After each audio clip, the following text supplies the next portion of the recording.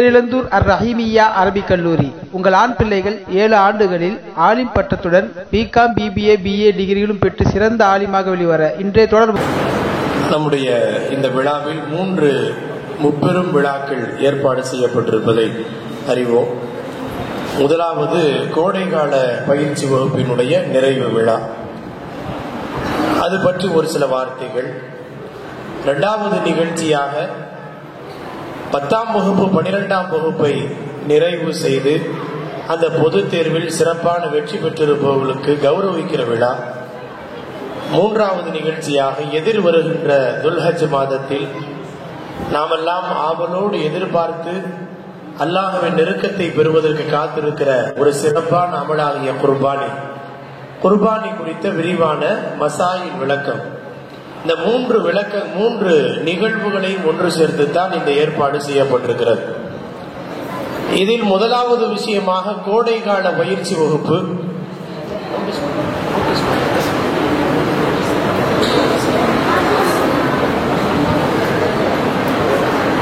அல்லாஹ்வினுடைய மகத்தான பேரருளால் நம்முடைய நூருல் இஸ்லாம் ஜமாஅத்தின் சார்பாக ஏற்பாடு செய்யப்பட்டு சுமார் 1.5 மாத காலங்கள், ஏப்ரல் மாதத்தினுடைய 21ஆம் தேதியில் துவங்கி இன்றைய தினம் காலை வரை சிறப்பான முறையில் இந்த நிகழ்ச்சி நடந்து முடிந்திருக்கிறது. இதில் இதுவரை 240 மாணவ மாணவியர்கள் பலனடைந்திருக்கிறார்கள். மொத்தம் நம்முடைய மக்தப் மதரசாக்களில் மொத்தமாக நம்முடைய மக்தப் மதரசாக்கள் அனைத்திலும் சேர்த்து 422 மாணவ மாணவியர்கள் பயின்று கொண்டிருக்கிறார்கள். 422 மாணவ மாணவியர்களிலே நம்முடைய அம்மாபாளையம் மக்தப் மதரசாவிலே 161 பேர் ஆண்களும் பெண்களுமாக பயின்று கொண்டிருக்கிறார்கள். ஆசாத் நகர் மக்தப் மதரசாவிலே 105 பேர் பயின்று கொண்டிருக்கிறார்கள். முல்லை நகர் மக்தப் மதரசாவிலே ஆண்கள் மதரசாவில் 29, பெண்கள் மதரசாவில் 30 சேர்த்து 59 பேர் பயின்று கொண்டிருக்கிறார்கள். பெரிய பள்ளியிலே 22 பேர், அங்கே பெண்கள் மதரசா இல்லை, அதனால ஆண்கள் மதரசாவில் 22 பேர் பயின்று கொண்டிருக்கிறார்கள். அது மட்டுமல்லாமல் கல்லூரி பயின்று கொண்டிருக்கிற மாணவ மாணவியருக்காக வாரத்தில் ஒரு நாள் வார இறுதி மதரசா, வீக் எண்ட் மதரசா என்ற பெயரிலே சண்டே கிளாஸ் நடைபெற்றுக் கொண்டிருக்கிறது. சுமார் வாரத்தில் ஒரு 3 மணி நேரம், காலை 7 மணி முதல் 10 மணி வரை.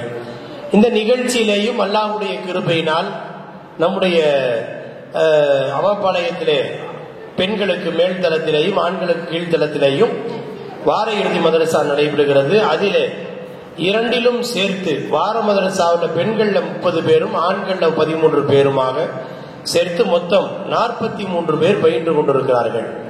சேலத்தாம்பட்டியினுடைய நம்முடைய ஜமாஅத்தோடு இப்போது இணைக்கப்பட்டு அங்கே ஒரு மஸ்ஜிது இப்போது நம்முடைய ஜமாஅத்தின் சார்பாக சிறப்பாக கட்டப்பட்டு முதல் தரம் இப்போது பூர்த்தி அடைகிற நிலையில இருக்கிறது. அல்லாஹ் சிறப்பான முறையில் அந்த பணிகளை நிறைவடைந்து அங்கே தொழுகையை சிறப்பாக நடத்துவதற்கான சூழல்களை அல்லாஹ் அமைத்து தருவானாக, ஆமீன். அந்த சேலத்தாம்பட்டி மதரசாவில் மொத்தம் 32 பேர் பயின்று கொண்டிருக்கிறார்கள். ஆண்கள் மதரசா, பெண்கள் மதரசா மொத்தத்தில் சேர்த்து 422 மாணவர்கள். பெரிய ஸ்ட்ரென்த். நம்முடைய மக்தப் மதரசாவுடைய ஒரு மகத்தான தனிச்சிறப்பு என்னன்னா, ஆசாத் நகர்ல பயின்று கொண்டிருப்பவர்கள் தேவைப்பட்டால் நீங்க அம்மாபாளையத்துக்கு வரலாம். அம்மாபாளையத்தில் பயின்று கொண்டிருப்பவர்கள் முல்லை நகருக்கு போகலாம். எங்க போனாலும் ஒரே பாடம் தான், ஒரே பாடம், ஒரே மாதிரியான பயிற்சி, ஒரே மாதிரியான விடுமுறை, ஒரே மாதிரியான அந்த பயிற்சி முறைகள். ஆசிரியர்களுக்கும் அவ்வாறு பயிற்சி அளிக்கப்பட்டிருக்கிறது. ஆக சிறப்பான கண்காணிப்பு மட்டுமல்லாமல் ஒவ்வொரு வாரமும் சனிக்கிழமை நாட்களில் அந்த பிள்ளைகளுக்கு கூடுதல் பயிற்சி வழங்குவதற்காக ஒவ்வொரு சனிக்கிழமையும் ஸ்பெஷல் கிளாஸ் ஏற்பாடு செய்யப்பட்டு அந்த பிள்ளைகள் ஏற்படைய வளமையாக குர்ஆன் ஓதிக்கொண்டிருக்கிற குர்ஆனுடைய பாடங்களிலே மட்டும் கவனம் செலுத்துவதோடு நிறுத்திவிடாமல் அவர்களுக்கு கூடுதல் கவனம் செலுத்தப்பட வேண்டும் என்பதற்காக வேண்டி ஒரு சிறப்பான ஏற்பாடாக அந்த பிள்ளைகளுக்காக தொழுகைக்கான பயிற்சியும் துஆவிற்கான பயிற்சியும். அதாவது நிறைய பேருக்கு தொழுகையாவது தெரிஞ்சுக்கிறாங்க, அன்றாட வாழ்க்கையில தனக்கு என்ன துஆ செய்யணும் கூட தெரியறது இல்லை.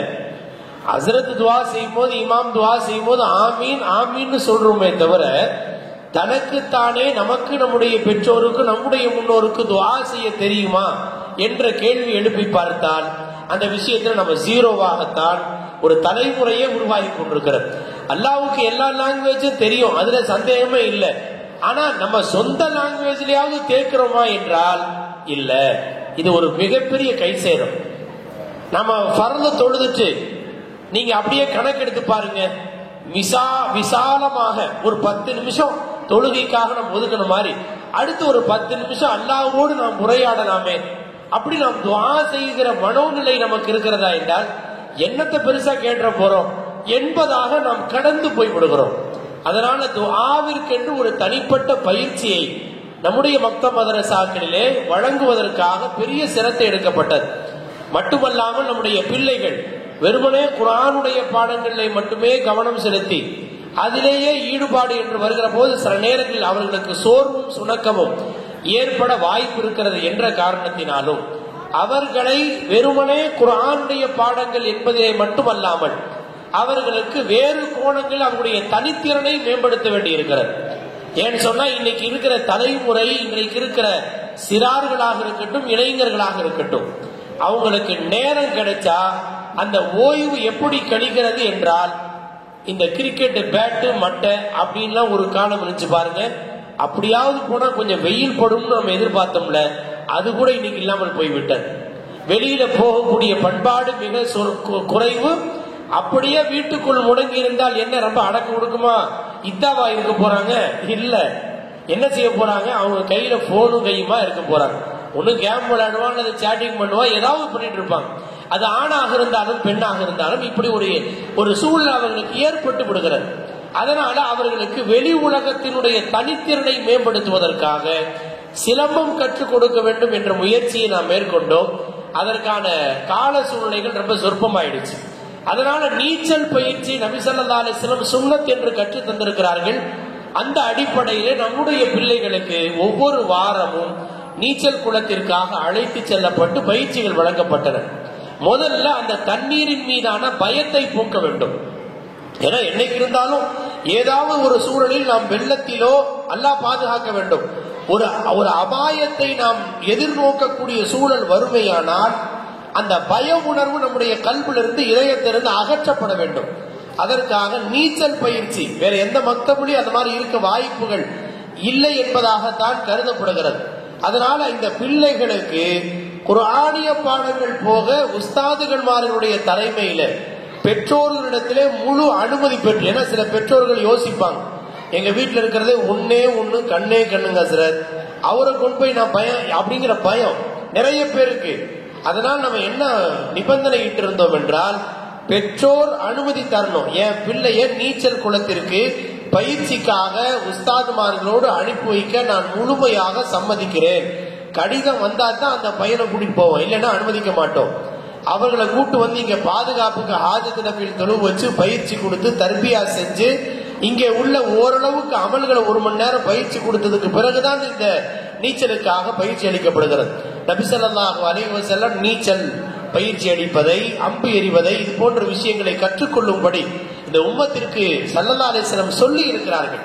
எனவே அதன் மீதும் ஆர்வம் காட்டப்பட வேண்டும் என்பதற்காக ஒரு சிறப்பான முயற்சிகள் மேற்கொள்ளப்பட்டன. அதுல இன்னொரு கூடுதல் சிறப்பு என்னன்னு சொன்னா, இந்த பிள்ளைகள் எதிர்கால இந்த தலைமுறையினர் மொழித்திறனை பெற வேண்டும் என்பதற்காக ஒரே ஒரு பிள்ளையினுடைய முல்லைநகர் ஸ்டூடெண்ட், அந்த ஸ்டூடெண்டுடைய பேரண்ட் வந்து காயத்ரி ஸ்கூல்ல டீச்சரா ஒர்க் பண்ணாங்க. அவங்க தாங்களாக முன் வந்து இந்த பிள்ளைகளுக்கு ஸ்போக்கன் இங்கிலீஷ் கத்துக் கொடுக்கிற பொறுப்பு நான் ஏத்துக்கிறேன் அப்படின்னு தினம் சுமார் 1 மாத காலம் சுமார் 5 விரலிலேயே ஆங்கிலத்தை முழுமையாக கற்றுத் தருகிறேன். 5 விரலை வச்சு IVU தேஹி அப்படின்னு சொல்லி வெறுமன 5 விரலை வச்சு ஆங்கில மொழியை நான் கற்றுத்தந்து அவர்களுக்கு கிராமரை கல்வில ஆழமா பதிய வைக்கிறேன்னு பொறுப்படுத்திட்டாங்க. சுமார் 100க்கும் மேற்பட்ட மாணவ மாணவியர்கள் நம்முடைய மக்தப் மதரசாக்களே பலனடைந்தாங்க. தினமும் காலைல வருவாங்க, 7:30 மணிலிருந்து 8 மணி வரைக்கும் இங்க அம்மாபாளையத்துல பெண்களுக்கு நடத்துவாங்க. 8 மணிலிருந்து 8:30 மணி வரைக்கும் ஆசாத் நகர் நடத்துவாங்க. 8:30லிருந்து 9 மணி வரைக்கும் முல்லை நகர் நடத்துவாங்க. 9 to 9 திரும்ப இங்க வந்து ஆண் பிள்ளைகளுக்கு நடத்துவாங்க.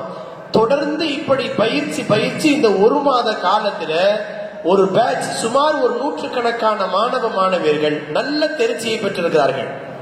ஆக இதுவெல்லாம் ஏனென்றால் வெறுமனே குர்ஆனிய கல்வியோடு சேர்த்து உலகியல் சார்ந்த கல்வியிலையும் இந்த சமூகம் ஒரு நல்ல நிலையை உருவாக்குவதற்காக, சாதனையாளர்களாக உருவாக்குவதற்கு முயற்சி எடுப்பது என்பது மஹல்லாக்கள் தோறும் எடுக்க வேண்டியது ஜமாத்தினுடைய ஒரு கட்டாயமான தேவையாக இருக்கிறது.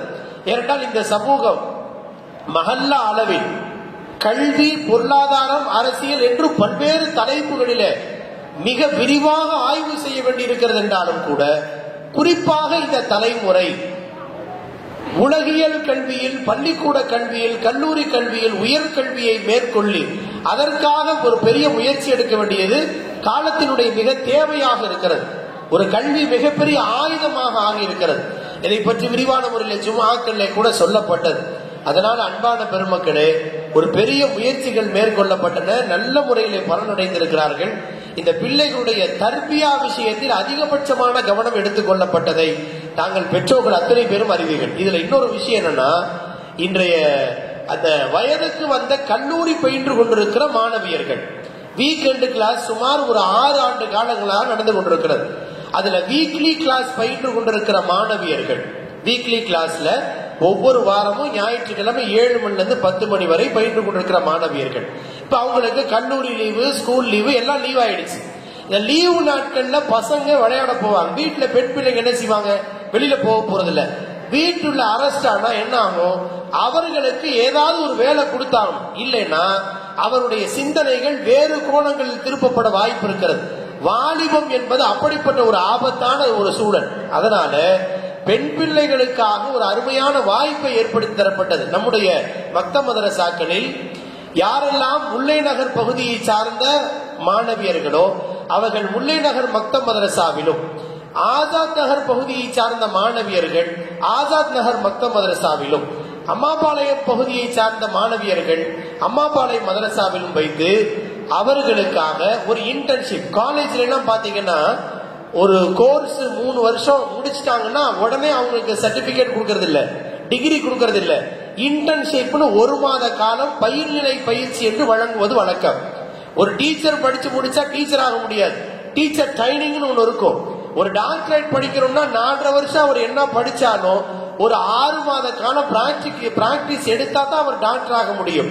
ஒரு வக்கீலாக, வழக்கறிஞராக அவர் என்ன பிஎல் படிச்சு முடிச்சாலும் அவர் ஏற்கனவே பயிற்சி எடுத்திருக்கிற ஒரு சீனியர் வக்கீலுக்கு கீழே ஒரு ஜூனியர் வக்கீலாக இருந்து பிராக்டிஸ் பண்ணணும். பிராக்டிஸ் என்பது எல்லா துறையிலும் இருக்கிறது. எப்படி மருத்துவ துறையில பிராக்டிஸ் இருக்கு, வழக்கறிஞர் துறையில பிராக்டிஸ் இருக்கு, டாக்டர்களுக்கு பிராக்டிஸ் இருக்கும், அது போல எல்லா துறையிலும் இன்டர்ன்ஷிப், அதாவது பயிற்சி, நாங்கள் கற்றுக்கொண்டதை அதை வெளியில எப்படி டெலிவரி பண்ண தெரியுது, அதை எப்படி சொல்ல தெரிகிறது என்பதற்கான பயிற்சி. அதனால அத அடிப்படையில கல்லூரி பயின்று கொண்டிருக்கிற வாரம் வந்து கொண்டிருக்கிற அந்த மாணவியர்களுக்கு ஒரு அருமையான வாய்ப்பாக சின்ன சின்ன பிள்ளைங்களுக்கு எல்லாம் நீங்க உஸ்தாத் நீங்க என்ன செய்யணும்? நீங்கள் இத்தனை வருஷமா நீங்க என்ன படிச்சீங்களோ அதை அந்த பிள்ளைகளுக்கு முறையாக போதிக்க வேண்டும் அப்படின்னு சொல்லி ஒவ்வொருத்தருக்கும் 10 ஸ்டூடெண்ட் பிரிச்சு கொடுத்து அவர்களுக்கு போதிப்பதற்காக அருமையான வாய்ப்பு தரப்பட்டது. அதுல என்ன ஒரு மகத்தான வாய்ப்புனா, இந்த 1.5 மாத காலங்கள் முடிஞ்ச பிறகு நேற்றைய தினம் அந்த பிள்ளைகளிடத்துல இந்த 1 மாசத்துல உங்களுடைய அனுபவம் என்ன அப்படின்னு ஒவ்வொருத்தட்டையும் ஒரு கடிதம் கேட்டிருந்தோம், அனுபவ கடிதம். அதுல கடிதத்துல எல்லாரும் எழுதியிருந்தாங்க, உஸ்தாதா இருக்கிறவங்க எவ்வளவு கஷ்டப்படுறாங்க அப்படிங்கறத நாங்க இப்பதான் தெரிஞ்சுக்கிட்டோம். இந்த சின்ன பிள்ளைகளை சமாளிக்கிறது எவ்வளவு கஷ்டம்ங்கிறத, எங்க உஸ்தாத் எப்படி கஷ்டப்பட்டுருவாங்கிறத நாங்க இப்பதான் புரியுது அவர்கள் சொன்ன ஸ்டேட்மெண்ட்.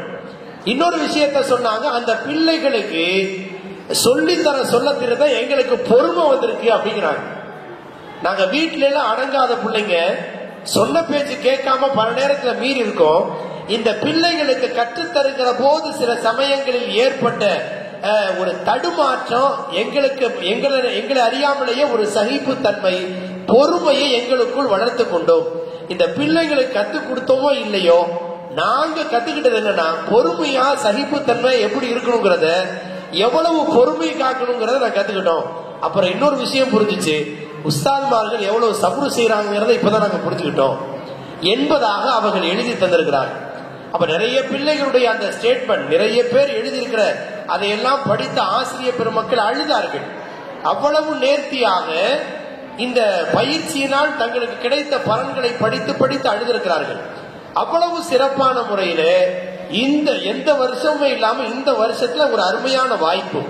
அந்த பிள்ளைகள் தங்களுக்கென்று கொடுக்கப்பட்ட அமானிதமான அந்த பிள்ளைகளை சரியாக இந்த ஒரு மாசத்துல இவ்வளவு டீச்சிங் பண்ணணும், இவ்வளவு கத்துக் கொடுக்கணும், இவ்வளவு மனப்படமாக்க வைக்கணும்னு ஒரு பெரிய முயற்சியை மேற்கொண்டார்கள்.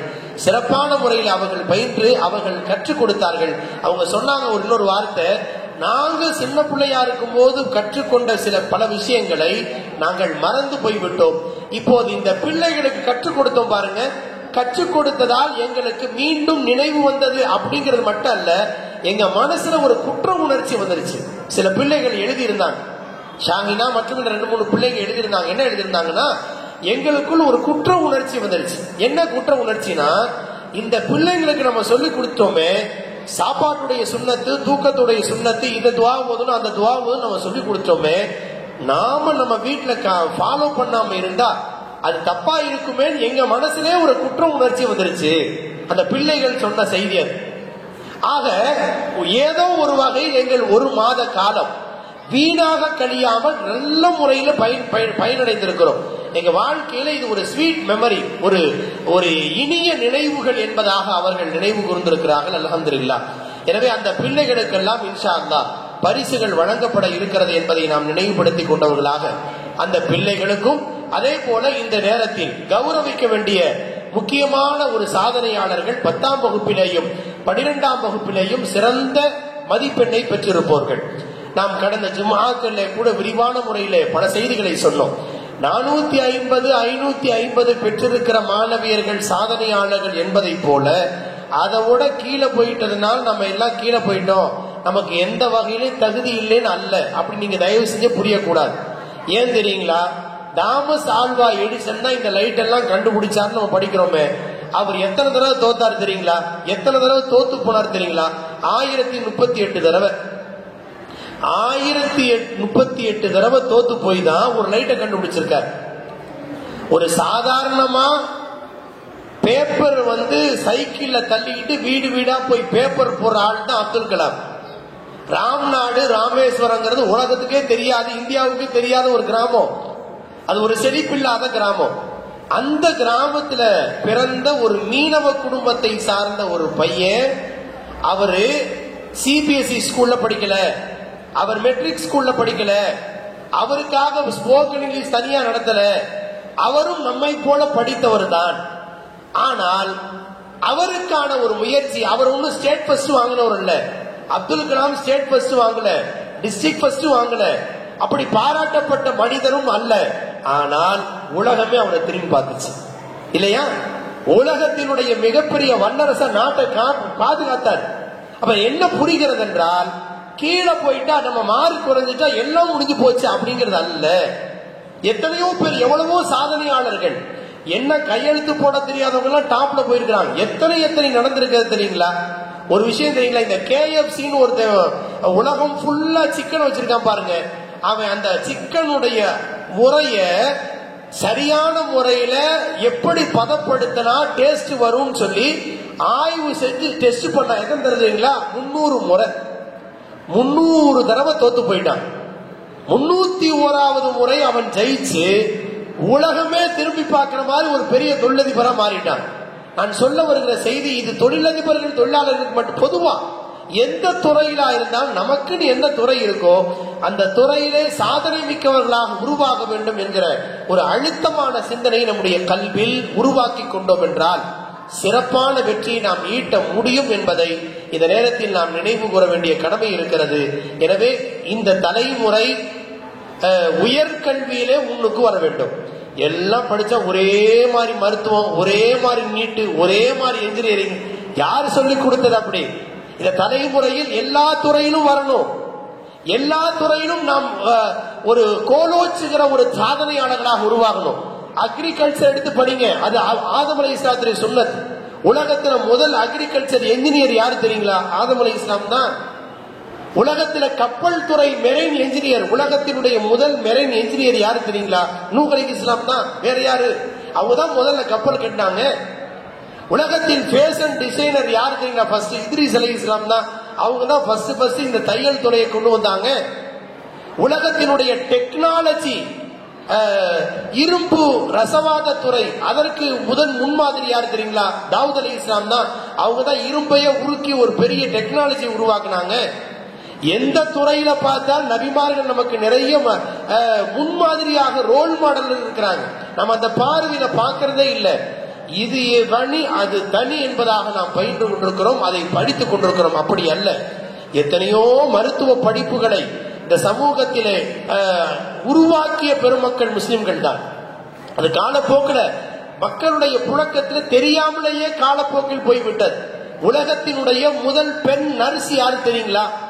பிளாரன்ஸ் நைட்டிங்கேல் இல்ல, ருஃபைதா ரதியல்லாஹ், ருஃபைதா அஸ்லமியா ரதியல்லாஹ், முதல் பெண்மணி. ஸல்லல்லாஹு அலைஹி வஸல்லம் அந்த பெண்மணிக்காக மஸ்ஜிதே நபவியில வச்சு ஸல்லல்லாஹு அலைஹி வஸல்லம் மஸ்ஜிதே நபவிக்கு அருகில ஒரு டென்ட் போட்டு கொடுத்தாங்க. காயப்பட்டு வந்தவர்கள், எலும்பு முறிந்து வந்த ஆண்களுக்கு, சஹாபாக்களுக்கு, காயப்பட்ட நிறைய பேருக்கு கட்டு போடுற வேலை, காயத்துக்கு மருந்து போடுற வேலை, டிரெஸ்ஸிங் பண்ற வேலை முதல் செவிலியர் ருஃபைதா ரலியல்லாஹு. எவ்வளவு பேர்! உலகத்தினுடைய முஸ்லிம் பெண்களின் முதல் பெண் மருத்துவர் யாரு தெரியுங்களா? ஆயிஷா ரலியல்லாஹு. அவங்க தான் நிறைய இந்த சமூகத்தில மருத்துவ குறிப்புகளை சொன்னார்கள். உர்வத் இப்னு ஸுபைர் ரலியல்லாஹு ஆச்சரியமா கேட்டாங்க, நீங்க கவிஞர், உங்க தகப்பனார் கவிஞர், ஆச்சரியமா இருக்கு. அது எனக்கு பிரச்சனை இல்லை. நீங்க ஹதீஸ் கலா வந்தர், ஏன்னா ரசூலுல்லாஹ்ட்ட நீங்க இருந்து கத்துக்கிட்டீங்க, அது தெரியுது. ஆனா எனக்கு என்ன ஆச்சரியம்னா, இவ்வளவு மருத்துவ குறிப்பு சொல்றீங்களே, நீங்க எங்க கத்துக்கிட்டீங்க? உடனே ஸல்லல்லாஹு அலைஹி வஸல்லம் அவங்களுடைய அந்த கடைசி நேரத்தில் வைத்தியருடைய அந்த குறிப்புகளை எழுதி வைத்ததை ஆயிஷா ரலியல்லாஹு அன்ஹா நினைவு கூர்ந்தார்கள். அப்ப நிறைய சாதனையாளராய் முஸ்லிம் பெண்கள் இருந்திருக்கிறார்கள்.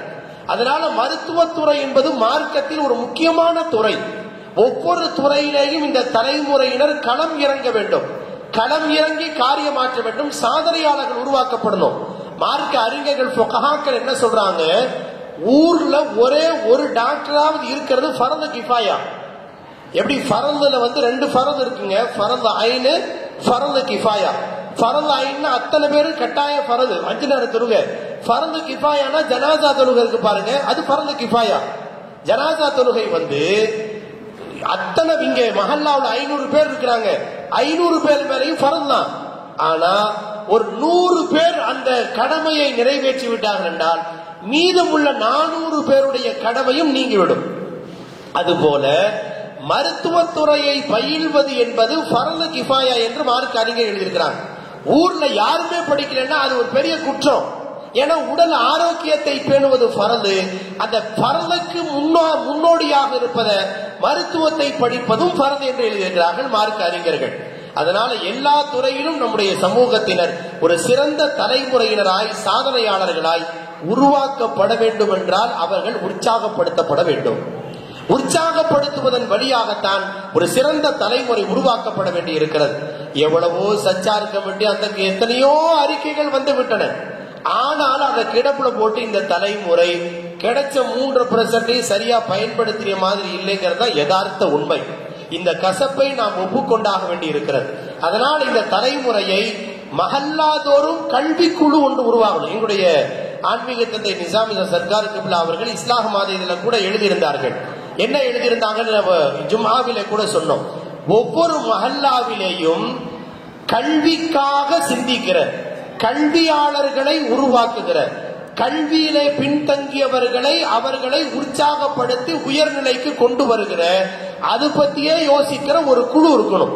சேவைகள் செய்வதற்கு ஒரு குழு இருக்கணும், மருத்துவம் புரிவதற்கு ஒரு குழு இருக்கணும், சமுதாயத்தினுடைய பிரச்சனைகளை தீர்ப்பதற்கு சட்ட நிபுணர்களுடைய குழு இருக்கணும். அதுபோல நம்முடைய மஹல்லாதோறும் இருக்கிற ஆண்களில், பெண்களில் கல்வியாளர்களை உருவாக்குவதற்கான ஒரு குழு இருக்கணும். அதை பத்தியே யோசிக்கணும். யாரெல்லாம் படிப்புல பின்தங்கி இருக்காங்களோ அவங்களை அடுத்த கட்டத்துக்கு உருவாக்குறதுக்கு என்ன வழி? யார் நல்ல திறமையாளராக இருக்காங்க, ஆனா அவங்களுக்கு பொருளாதாரம் தான் அவங்களுக்கு தடையா இருக்கு, ஆனா பொருளாதாரத்தை கொடுத்தா அவனை உயர்நிலையில கொண்டு வரணும்னா அதை பத்தி யோசிக்கிறதுக்கு ஒரு குழு. அதை பத்திய ஒரு டீம் இருக்கணும். ஒவ்வொரு வருஷமும் அப்படி ஒரு சரியான வழிகாட்டுதலோடு தலைமுறை தயாரானது என்றால் இந்த மஹல்லாவுல இன்ஷா அல்லாஹ் அடுத்த 10 வருஷத்துல நிறைய சமூக அக்கறை கொண்ட வழக்கறிஞர்கள், சமூக அக்கறை கொண்ட நீதியரசர்கள், சமூக அக்கறை கொண்ட மருத்துவர்கள், சமூக அக்கறை கொண்ட கல்வியாளர்கள், ஆசிரியர்கள் எல்லாம் உருவாகணும். இன்னொரு விஷயத்தை ஞாபகம் வச்சுக்கோங்க, படிச்சு முன்னுக்கு வரணும், படிச்சு முன்னுக்கு வரணும், படிச்சு முன்னுக்கு வரணும்னு சொல்றாங்க பாருங்க. ஒரு விஷயம் ஞாபகம் வச்சுக்கோங்க, படிச்சு முன்னுக்கு வந்து சமுதாயத்தின் மீது கவனமே இல்லைன்னா அந்த படிப்புக்கு பிரயோஜனம் இல்லை. ஒரு நீதியரசர்கள், நம்மால் ஒருத்தர் நீதியரசரா இருக்காரு, வழக்கறிஞரா இருக்காரு, என்ன பிரயோஜனம்? நம்ம சமுதாயத்துக்காக அவர் வாதாடுகிறார், சமுதாயத்திற்காக குரல் கொடுக்கிறார் என்றால் அவர் உண்மையான சாதனையாளர். நிறைய பேர், ஒரு ஆலிம் பெருந்தகை சொன்னார், கலெக்டரேட் நான் போயிருந்தாங்க, ஒரு முக்கியமான மஸ்ஜிதினுடைய ஒரு சிக்கலை தீர்க்கிறதுக்காக போயிருந்தேன். போனாரு, எல்லாம் பேசினாரு, கடைசி வரைக்கும் அவர் தன்னை ஒரு இஸ்லாமியர்னே காட்டிக்கல, எல்லாத்தையும் அணுகியாச்சு. அந்த பாய் இருப்பாரு, உங்க பாய் உதவி செய்வாருன்னு கேட்டா அவர் பாய்ங்கிறது அதுக்கு பிறகுதான் தெரியுது. கடைசி வரைக்கும் அவர் எந்த உதவி செய்யல. இதுல என்ன பிரயோஜனம்? இந்த உம்மத்துக்காக ஒரு அதிகாரியாக கலெக்டரேட்லயோ ஐஏஎஸ்ஓ ஐபிஎஸ்ஓ ஐபிஎஸ்ஓ உயர்ந்த துறையில ஒருவர் கோலோச்சுகிறார், அவருக்கு அல்லாஹ் பதவியை கொடுத்திருக்கிறார்னா அதை வச்சு இந்த உம்மத்துக்கு ஏதாவது ஒரு வகையில் பயனுள்ள வகையில் அவர் செயல்பட்டால் தான் அவருக்கு கொடுத்த அந்த அதிகாரத்தை பயன்படுத்தி இதை பயன்படுத்தினா ரசூல் சந்தோஷப்படுவாங்க, இந்த உம்மத்து சந்தோஷப்படும். அந்த துஆவை அவர் பெற்றுக் கொள்ளலாம். வெறும் காசு, மாசமான பணமும் சம்பாத்தியமும் போதும், சம்பளமும் கிம்பளமும் போதும்னா அப்படிப்பட்ட அதிகாரிகள் இந்த சமூகத்தில் உருவாக வேண்டிய அவசியமே இல்லை. அதுல என்ன பலன் இருக்கு இந்த உம்மத்துக்கு? எனவே அவர்கள் உருவாக்கப்படுகிற போதே சமூக அக்கறையோடு உருவாக்கப்பட வேண்டும் என்ற செய்தியும் நான் இந்த நேரத்தில் நினைவுபடுத்துகிறோம். இன்ஷா அல்லாஹ் அப்படிப்பட்ட சாதனையாளர்கள்